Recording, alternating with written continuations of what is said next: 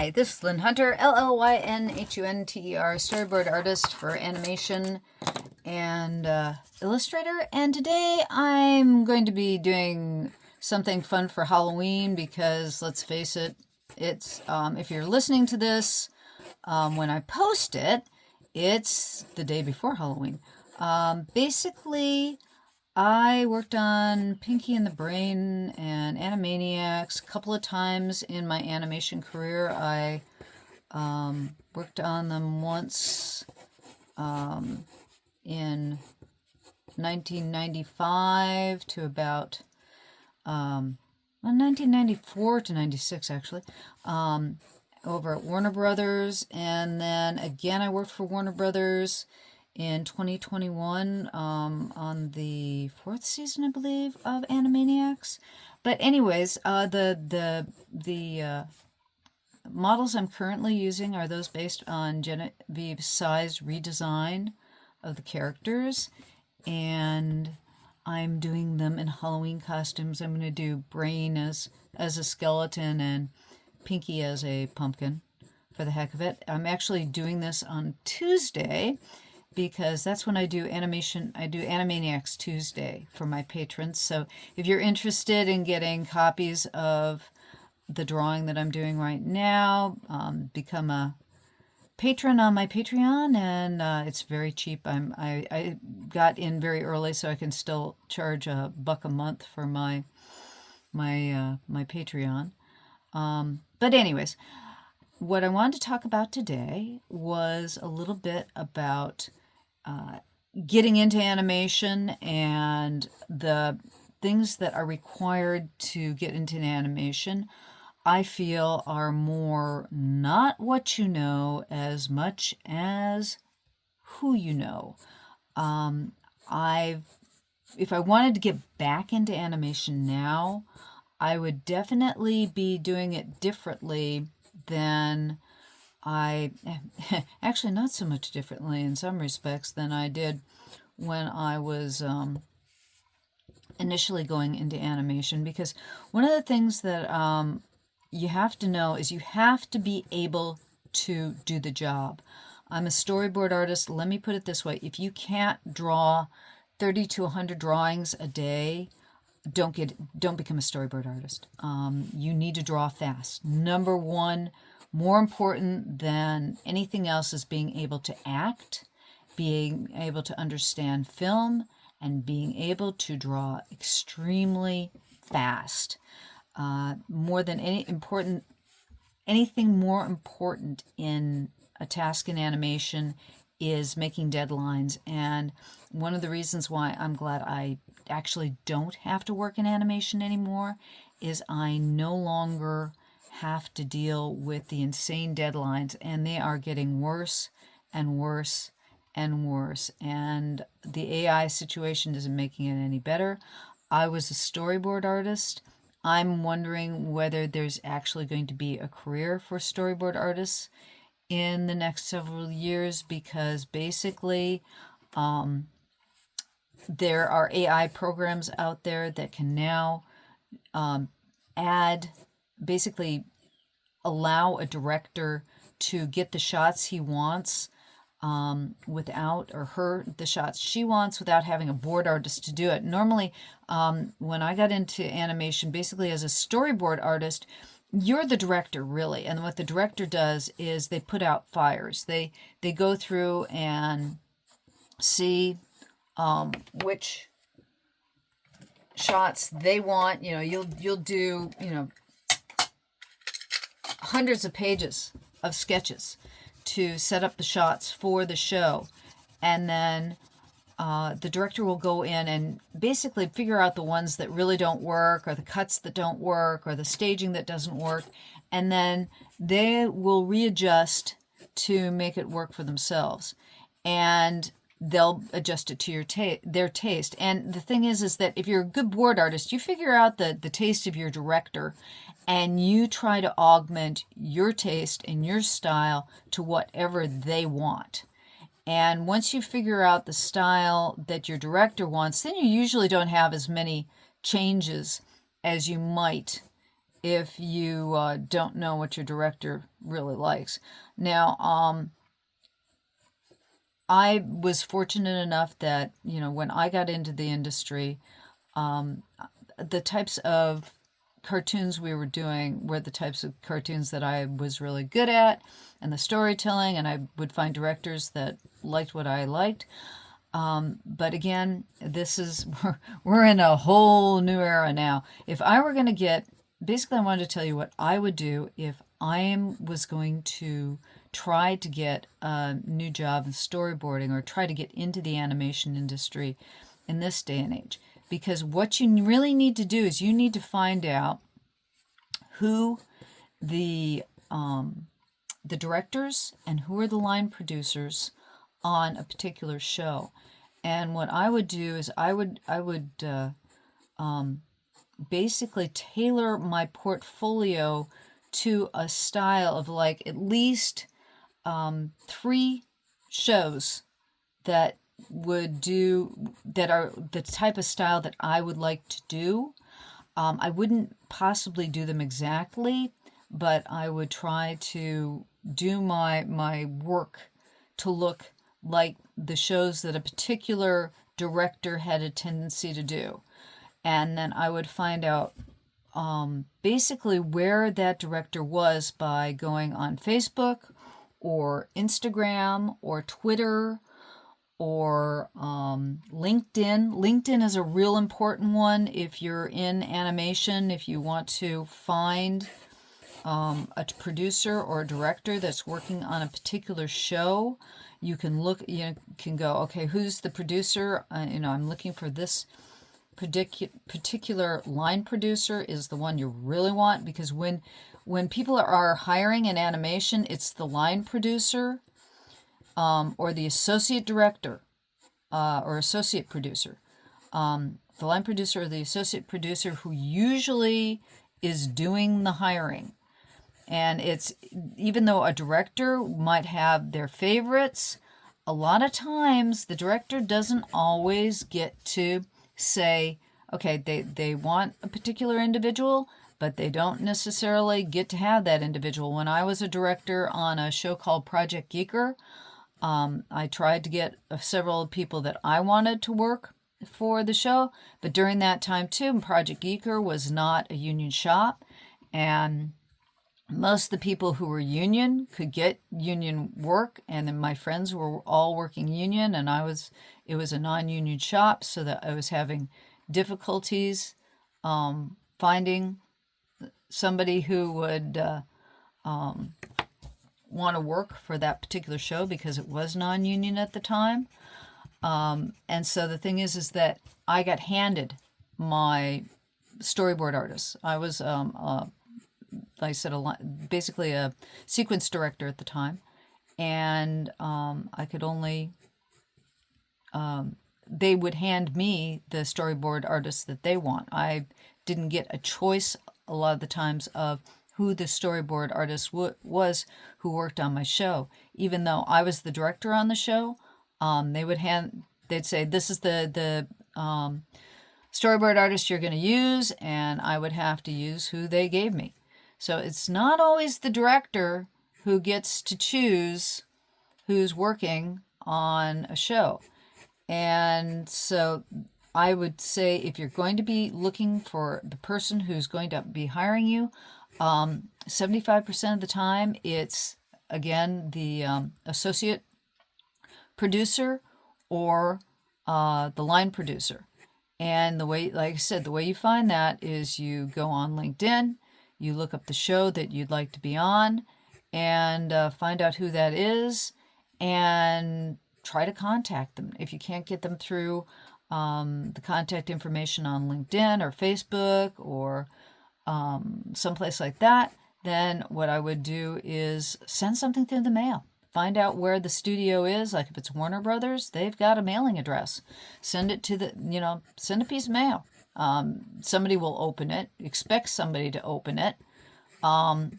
So that, don't count on it going through per se, but it's another way that you can say, hey, I'm a storyboard artist, character designer, background designer, and I understand that you might be interested in looking for somebody new in the near future. And the thing is that don't send them anything but really professional work. But, you know, if you're going for that job and you really want it, you've already created professional work. You can say, I've been creating work that is along the lines of the shows that you produce or the shows that you work on, and send it to them. The other thing I would really, really highly recommend is if you're going to get into a particular show, or you want to get into a particular show, you move to the city that show's being done in. Burbank, Los Angeles, unfortunately, is still the mecca for animation at the present. I know that Houston or Texas is a good one. There are places in New York City. There's some places in Georgia now that are doing animation. Find the city that is doing the animation that you want to get involved with, and you're going to have to move to that city. I would recommend.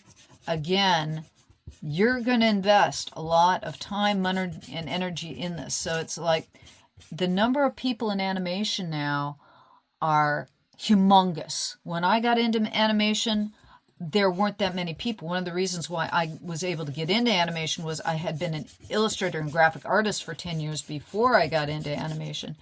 And they were chomping up the bit in 1990 for people to be animators, because they basically had gotten rid of most of their, let's see here, let me move this up a little bit. I'm sorry, as I'm drawing this, I don't want to get out of camera. Basically, they were chomping at the bit to hire people, because they had, more or less, Disney had shut down their animation studio, and animation was like on the back burner for a bit. And all of a sudden, when Little Mermaid and Who Framed Roger Rabbit, if you haven't seen either of them, which I'm sure you've seen at least Little Mermaid, but Who Framed Roger Rabbit is an absolute delight, and it really boosted the animation industry. Again, the other thing that boosted the animation industry was the Disney Afternoon, and how much money the Disney Afternoon made for Disney. But again, I came in the 90s, and they were just, couldn't find enough artists to do the job. So I got lucky in that respect, in that I came in just at the right time. Right now, there are so many people looking for animation. I got out of the animation industry actually a little bit early, because they didn't want somebody with a lot of experience. They wanted people out of school. They wanted really talented individuals or coming out of school that they didn't have to pay a lot of money for. And with someone like me, they just look at, oh, you've got 30 years of experience. Either I'm going to be too stale, as far as they're concerned, or I'm going to be too expensive. So it was really, really tough to find a job. And I wasn't willing to, start from square one again, because it's not easy to, find the people to get into the industry. Because what happened with me is that a lot of people that I knew retired. They aged out, so it's like I was like starting from scratch. Now, if you're starting from scratch, what I would do, I'd definitely move to Burbank, move to Los Angeles. I would take classes at the CTN studio in Burbank, because that's where a lot of the animation people go and meet and rub shoulders when they want to get away from work. They basically either will take classes at CTN, or they will take classes at the Animation Union. You've got your choice. But those two places are great places. The teachers there are in animation 75% of the time. The people who are teaching at CTN are in animation. And if they like what you're doing, they can give you recommendations of where you might look for a job. Or the other thing is, a lot of the people who are taking classes at CTN are basically trying to improve on their own skills. They're working in animation, and they can tell you who to talk to, who to get in touch with. That's why those places are good. If you can get on some of the discords on the internet are run by people in animation. Find that the animation, there's a storyboard discord I know that I've been on. I haven't been on it in a while, but that various people who are in animation will be on. So there are a few places you can find to basically get in touch with people who are in animation, who can get your foot in the door. It's really important to find out who the people are in animation. Women in animation is another thing. If you do not belong to Women in Animation, join. Even if you're a guy, get a membership in Women in Animation. They send out a weekly newsletter. It lets you know what's going on in the industry. Animation Magazine, same thing. Also, Animation Magazine will is more about the people who are in the selling of animation and the producing of animation. So you can find out too who the producers are. Here's an example. I was on Curious George for years. Ron Howard is the executive producer for Curious George. I was a storyboard artist for Curious George for over 10 years. I never met Ron Howard. He was the executive producer, but he didn't really have anything to do with the day-to-day creation of stuff on Curious George. So it's like, 10 seasons, 3 movies that I worked on Curious George, never met Ron Howard. So the thing is that the people that you work with are not necessarily the people that they say are working on the show. So it's one of those things where if you're going to get into animation, you need to find out, again, most likely the line producer and or the associate producer for the show, because they're the ones who hire. Let's see here. What other... the other thing is that, like I said, you want to pick out 2 or 3 shows that you really love, that's the style that you want to do.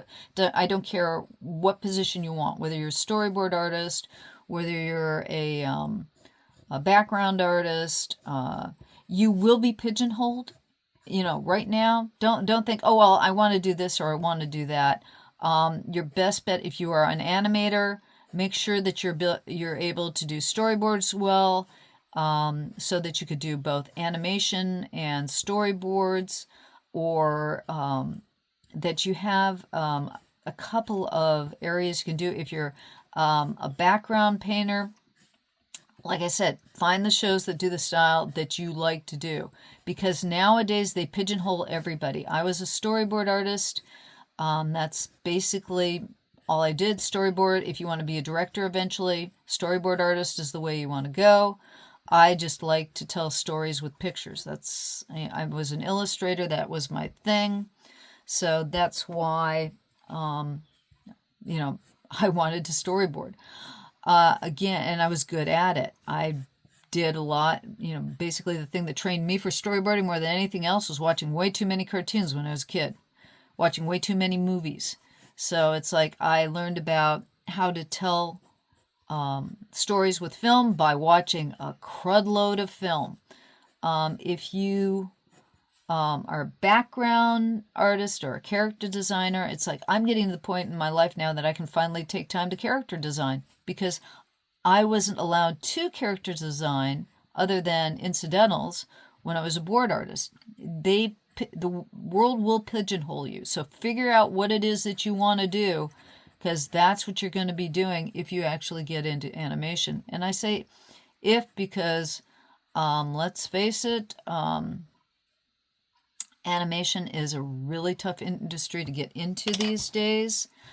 It always has been, but like I said, it was easier when I did it just because they were hunting down people when, basically in the 90s, because there just weren't any, they had fired all the people. So it's like, okay, we fired all the people. There aren't any schools in animation. Nobody teaches animation.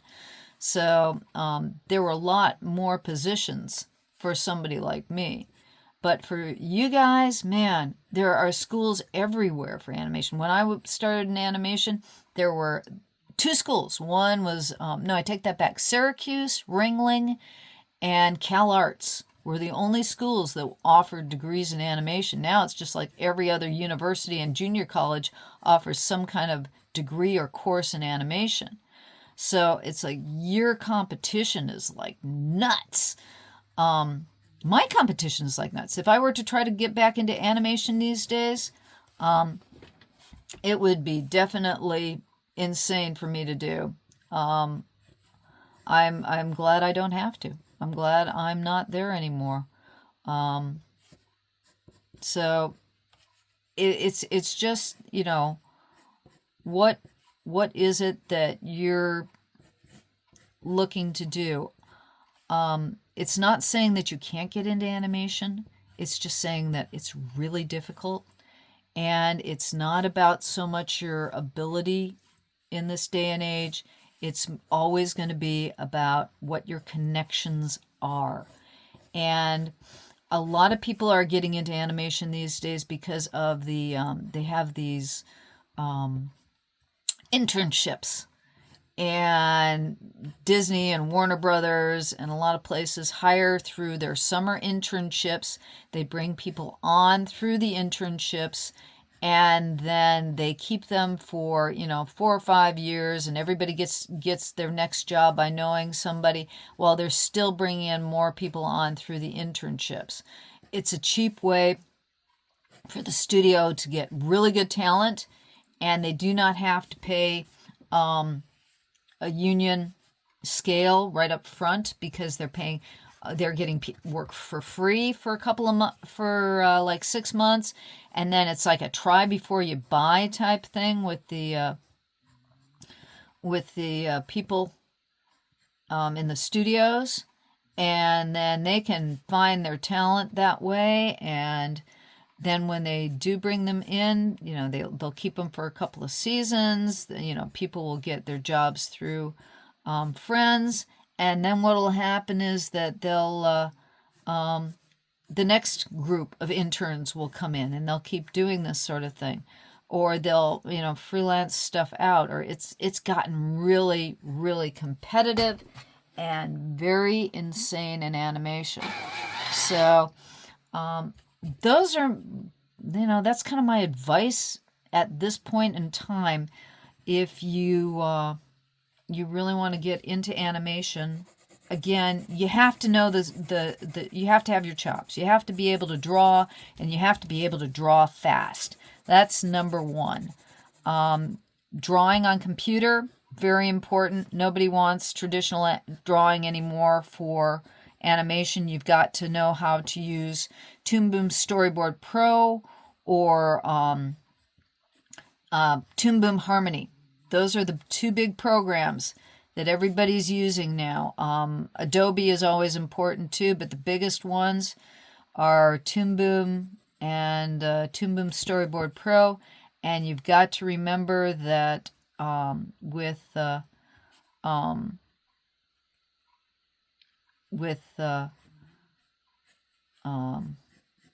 most studios, that they are using those programs. They're expensive, but that's what they're going to look for if you're in storyboarding. If you are in background design or character design, you're going to have to know Adobe.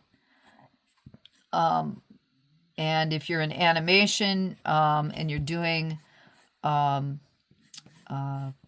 CGI, Maya, of course, And if you know Blender, Blender does Maya. So it's like if you need to get to know a CGI program in a relative hurry, and you want to learn how to build on something, the Blender will translate into Maya, but most studios are using some version of Maya.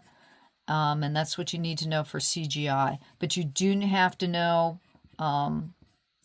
a computer program these days, just because that's the way life is in the animation industry these days. Let's see here, what else? That's the most advice I can give. Again, if you can, move to Los Angeles or a city that is known for animation. Get to know, pick 3 studios that you think that you'd like to do their style of show and emulate them in your portfolio. And then make sure you get to know the line producer or the director. Find some people who are actually working on that show.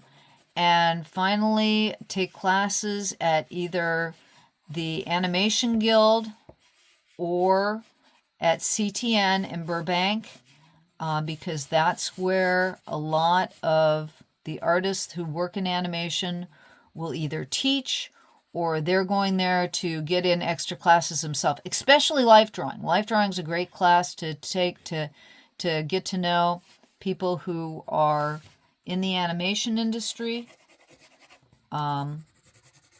And that is my current advice. Whether it works for you or not is another way, or another story. I wish you all the luck in the world. I must admit, I had 33 years in animation that I absolutely loved and hated. Give it a try. Excuse the fact that my telephone just rang. Thank you for stopping by. Thank you for listening to my little talk. I hope you enjoyed watching me draw Pinky in the Brain for Halloween. And join my Patreon. Give me a like and join my channel here. If I get to 1,000 subscribers, then I think that I get to monetize. Other than that, I really like to draw for you folks. And I will keep on trying to give you information on animation and what you might do to get into the business. Anyways, again, Llyn Hunter, Llynhunter. Thanks for stopping by.